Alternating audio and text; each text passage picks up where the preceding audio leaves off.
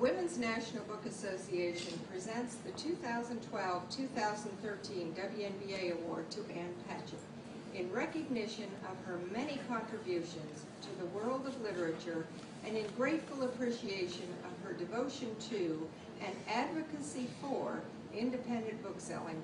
We present this award to Ann Patchett for her award-winning works of fiction and nonfiction, for her tireless and enthusiastic advocacy for booksellers and reading, and for raising the awareness of independent bookstores as a destination for book lovers, for her courage and vision, I say guts, but that's right, in working to open a bookstore in a challenging time, and for her generosity and unselfish support and encouragement of authors, both established and emerging.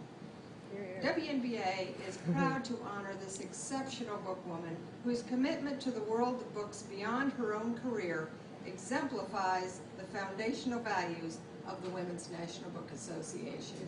Oh, yeah.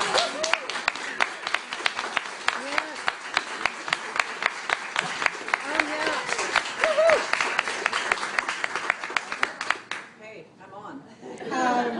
Thank you all so much for being here and for this tremendous honor. I'll tell you, when you're in a community of writers, it's like this. You're in a community, but you try as hard as you can to wall yourself off from your community and to keep your life as private and as closed as you can as a way of preserving your time and your sort of mental headspace to write. And that's what I've done with my life. And it's worked really well. I went to Catholic school for 12 years. Oh, yay. Yay, Catholic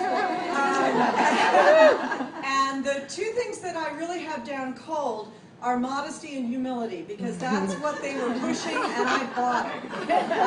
So that when someone comes up to me in Whole Foods and they say, I really love State of Wonder, or worse yet, when they come up to me in Whole Foods and say, I really love Truth and Beauty, and begin to cry.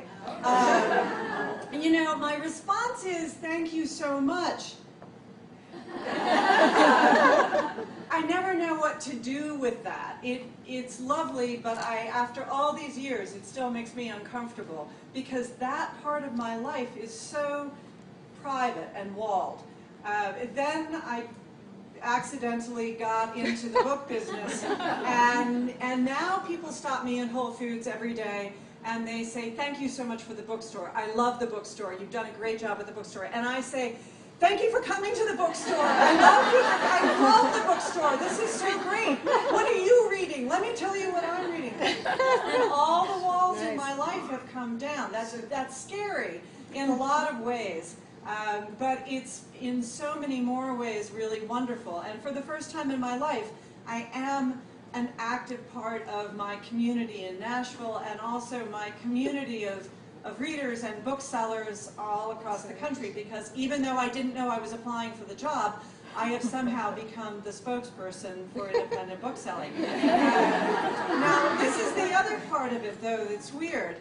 When someone comes up to me and tells me that they love my book, I can take full ownership of that, because I did it. Every single word I wrote, every decision I made that book its mine.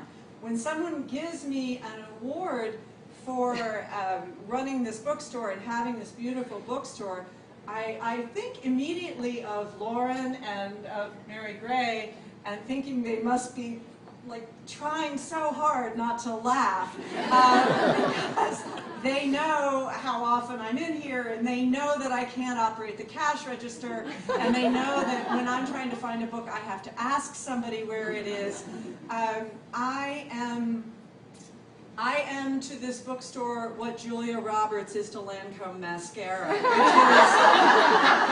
I wear it beautifully. I didn't manufacture it, I don't market it, I don't distribute it, I don't know what's in it. I just put it on my eyelashes, and I walk around and blink at everybody, and they say, oh, you did it, you're the mascara person.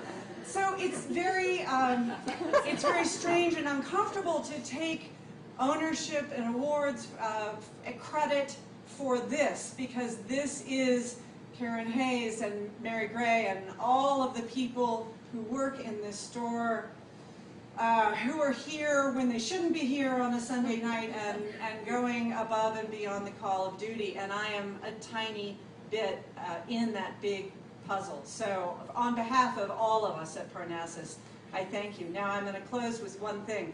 There are so many things about having a bookstore that I never realized would be so great. And the very best part of it is that my whole life, what I do is read.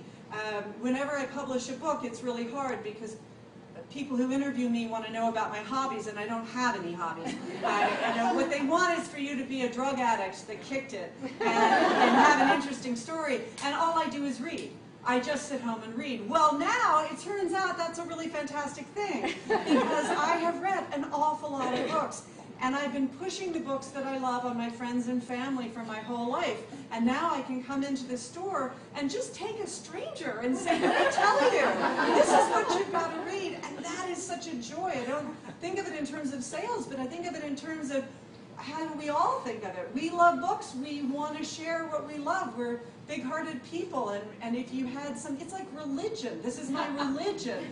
I'm one of those weird proselytizing people in an airport saying, you know, come over here. Let me tell you about this book that I really love. So I'm going to close by telling you about two books.